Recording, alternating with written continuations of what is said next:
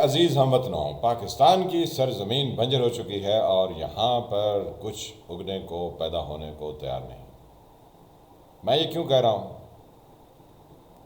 یہ مجھے کوئی آج 2023 میں ایسا محسوس نہیں ہو رہا، بلکہ کئی دہائیوں سے یہ محسوس ہو رہا تھا۔ اب یہ بہت واضح دکھائی دے رہا ہے کہ پاکستان کی زمین اس حد تک بنجر ہو چکی ہے کہ یہاں کچھ نہیں ہوگا۔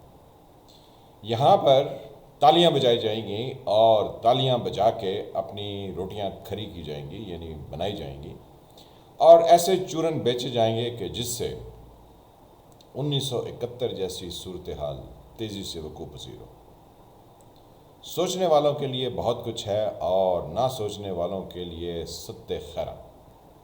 ذوالفقار علی بھٹو کو جب پھانسی دینی تھی یا وہ دن تھے، تو ذوالفقار علی بھٹو نے کہا تھا کہ میرے پھانسی دینے کے بعد یہ ہمالیہ روئے گا، یعنی انہوں نے ہمارے یہ جو ہمالیہ کے پہاڑ ہیں ان کی طرف اشارہ کر کے کہا کہ یہ روئے گا، تو لوگوں کو یہ بات سمجھ نہیں آئی کہ کیا ہوتا ہے۔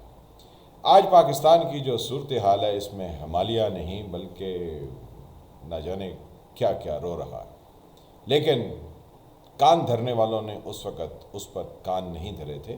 نواز شریف صاحب اس کے بعد اس ملک پر آئے اور کہتے تھے کدھر ہمالیہ رو رہا ہے، کوئی نہیں رو رہا، ہر طرف ست خیرہ ہے۔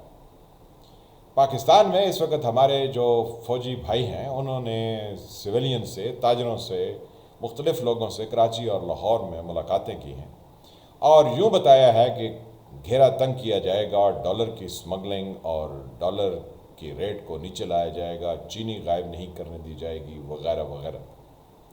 گزارش یہ کرنی ہے کہ پاکستان میں آئین اور قانون کے تحت کچھ نہیں ہوتا، یہ جو کچھ ہوتا ہے وہ تالیاں بجانے کے لیے ہوتا ہے۔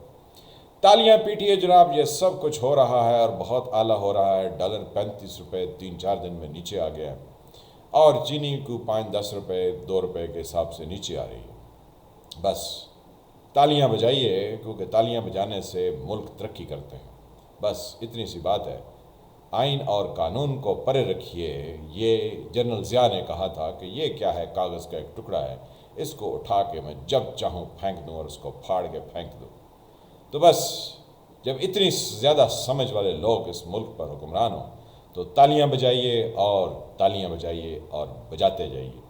تو میں نے آپ سے شروع میں کہا تھا کہ یہ زمین بنجر ہو گئی ہے۔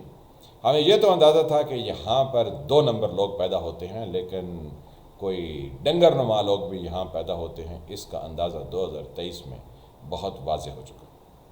کسی نے اس پر یہ نہیں کہا کہ جناب قبلہ کعبہ، آپ کا یہ مینڈیٹ نہیں کہ آپ تاجروں سے ملیں اور دوسرے لوگوں سے ملیں، بلکہ آپ کا مینڈیٹ جو ہے وہ کچھ اور ہے، اس پر غور کیجئے، توجہ دیجئے۔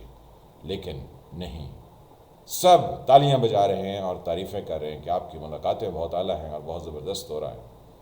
اب کچھ لوگ کہیں گے کہ سیاستدانوں کو ایسا کرنا چاہیے تھا، وہ نہیں کر سکتے ہیں، وہ گند کھولتے ہیں۔ تو جب نالائق سے نالائق تر سیاستدان لب کے لے آئے جائیں اور ان کو وزیر اعظم بنا کے ہمارے اوپر بٹھا دیا جائے اور پھر وہ کچھ کر نہ سکیں اور کچھ کرنا چاہیں تو ان کو نہیں، وہ کرنا چاہتے نہیں، کیونکہ وہ اتنے نالائق ہوتے ہیں کہ وہ کچھ کر نہیں سکتے، کیونکہ ان کے اندر یہ سوچ ہی نہیں ہوتی۔ تو لوگوں کو یہ بتانے کی کوشش نہیں کرنی چاہیے کہ سیاستدان بالکل بیکار ہیں۔ سیاستدان ایک بہت اعلیٰ قسم کی قوم، نسل، چیز ہوتے ہیں، چلیں، لیکن اگر وہ خود سے سیاستدان آگے بڑھیں اور آگے آئیں، اگر ان کو کوئی اٹھا بٹھا کے آگے لائے اور کہے جناب آپ کے لیے ہوا سازگار ہے، آپ آگے بڑھیے اور کر لیجئے، جیسے فار ایگزامپل الطاف حسین ہے، اس کو 80s میں آگے لایا گیا، یا نواز شریف ہے، اس کو آگے لایا گیا، یا for that matter Imran Khan ہے جس کو کیسے وزیر اعظم بنایا گیا۔ اگر اس طرح سے لوگوں کو آگے لا کے بنایا جاتا ہے تو یقینی طور پر وہ کچھ نہیں کر سکتے۔ جب اصل سیاستدان سامنے آتے ہیں تو پھر سب کی کانپیں ٹانگ اٹھتی ہیں۔ بس تالیاں بجائیے، تالیاں تالیاں، کیونکہ پاکستان میں اس وقت ڈالر 35 روپے نیچے آ گیا۔